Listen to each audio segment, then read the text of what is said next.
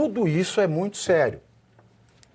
E eu acho que o Pablo Marçal só não foi para o segundo turno porque ele cometeu esses prováveis crimes. As pesquisas que saíram de última hora, todas elas mostravam um empate triplo em primeiro lugar.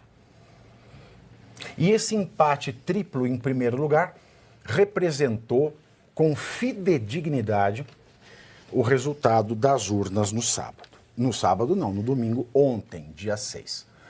Ricardo Nunes, com 29,48% dos votos válidos, e Guilherme Boulos, com 29,07%, vão disputar o segundo turno para a Prefeitura de São Paulo. Pablo Marçal teve 28,14% e confirmou a disputa mais acirrada da história da capital paulista desde a redemocratização.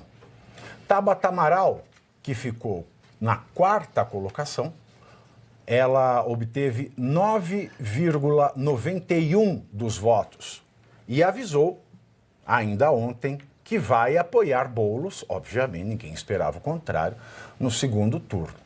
Enquanto Marçal disse que ficaria ao lado de Ricardo Nunes caso o prefeito adote algumas de suas propostas, como a de educação financeira nas escolas. E Ricardo Nunes espera que a maioria dos eleitores de Marçal possam migrar, é claro, para a sua campanha. Bom, meus queridos, quanto a isso, primeiro ponto.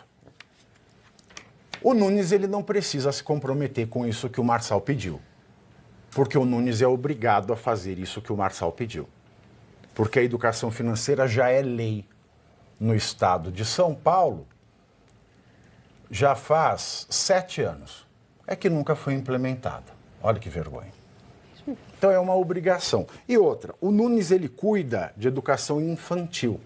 Então dificilmente ele tenha como se comprometer, porque isso é um papel do secretário de Educação do governador Tarcísio de Freitas.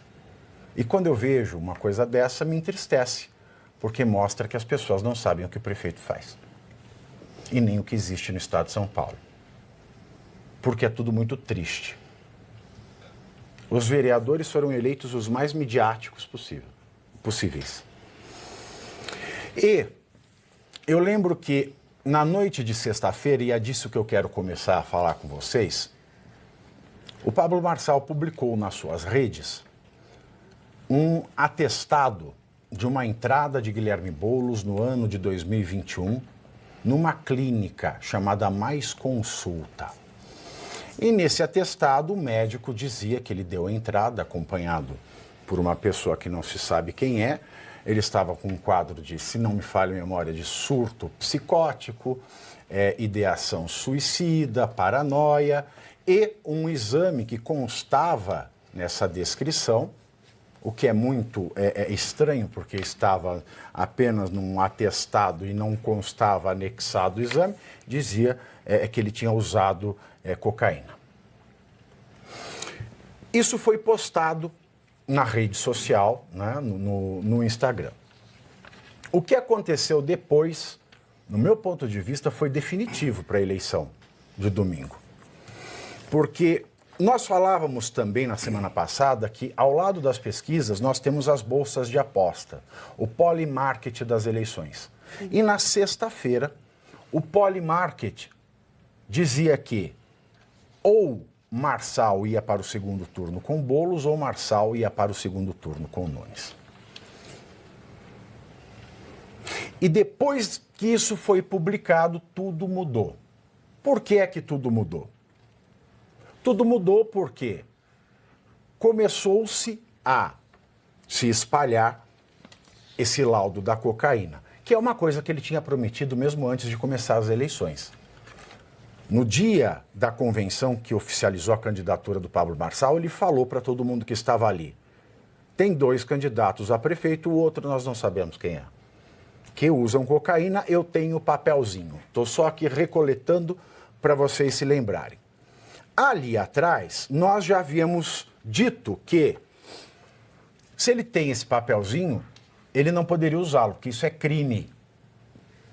E quando ele foi interpelado a se justificar, quando ficou claro que aquele laudo que ele publicou na sexta-noite era falso, ele trouxe o novo "fumei, mas não traguei". Que foi, não, eu não fiz o laudo falso, eu só publiquei.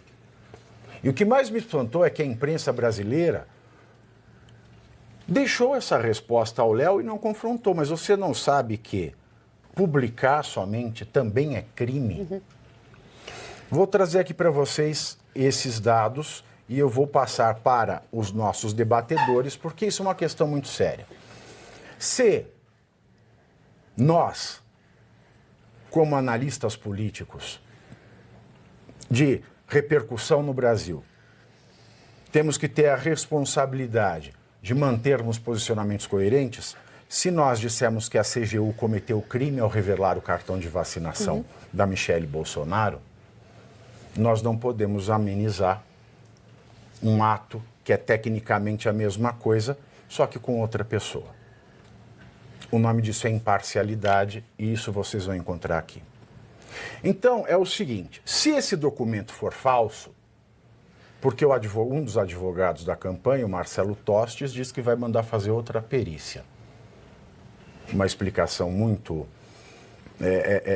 muito mambembe que ele deu à imprensa ontem, né, antes de votar.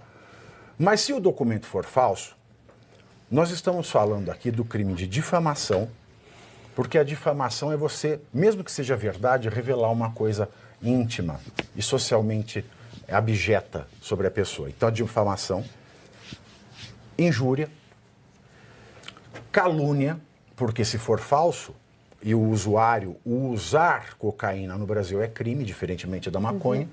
Então nós temos calúnia, injúria e difamação majoradas pelo fato delas terem se dado em rede social.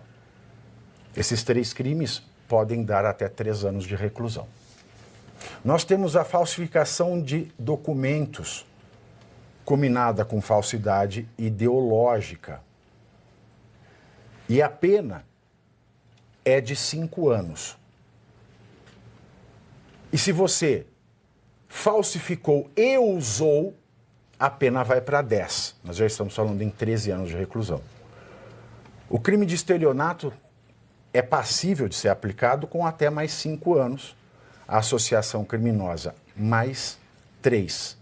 Portanto, se tudo isso for verdade, nós estamos pensando aqui em uma reclusão de cerca de 20 anos. Se esses crimes forem de fato, foram de fato cometidos. Agora, se aquele documento for verdadeiro, não for falso, nós temos outro problema.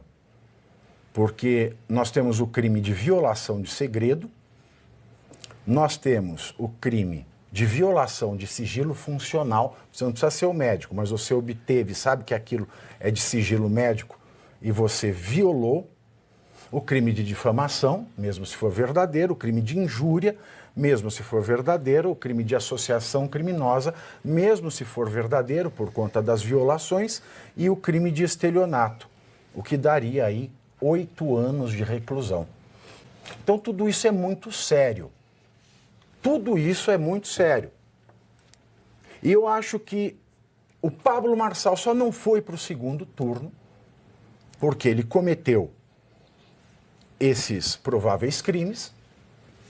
Pode ser que não dê nada, mas são crimes, estão no Código Penal. E muita gente pensou, se eu votar no Marçal, ele já levou a campanha para o TSE, ele vai ser cassado e o Boulos vai ser prefeito.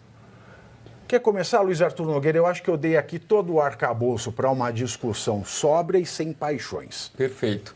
Pavinato, eu não sei se ele fez esse cálculo jurídico do risco que ele corre, mas a minha análise política do fato, e talvez quem votou no Marçal não goste de ouvir isso, é que o Marçal, na minha avaliação, em nenhum momento quis ganhar a Prefeitura de São Paulo. Ele entrou nessa campanha para utilizar a campanha municipal de uma forma nacional. ele está projetando 2026. Ele é muito esperto, ele sabe que o pior cargo político do Brasil é ser prefeito de São Paulo. Eu desafio alguém aqui a mostrar um prefeito de São Paulo que saiu bem avaliado e de lá teve um êxito político. Nenhum. Todos fracassaram depois, desde Maluf, Marta Kassab, Serra, Dória, vocês podem citar Haddad. Todo prefeito de São Paulo sai esmagado. Sabe por quê? Porque governar essa cidade é uma maluquice. Você pode colocar o Papa para ser prefeito de São Paulo, que vai ser um fracasso. Então, o Marçal não queria ser prefeito em nenhum momento. Ele conseguiu tornar o nome dele nacional. Hoje se fala em Marçal no Brasil inteiro. A cadeirada do Datena foi a melhor coisa que poderia ter acontecido para ele, porque ele ficou conhecido nacionalmente. Para mim, ele fez um cálculo político. E ele estava, sim, tentando criar uma forma de não ganhar a eleição, por mais maluco que isso possa parecer.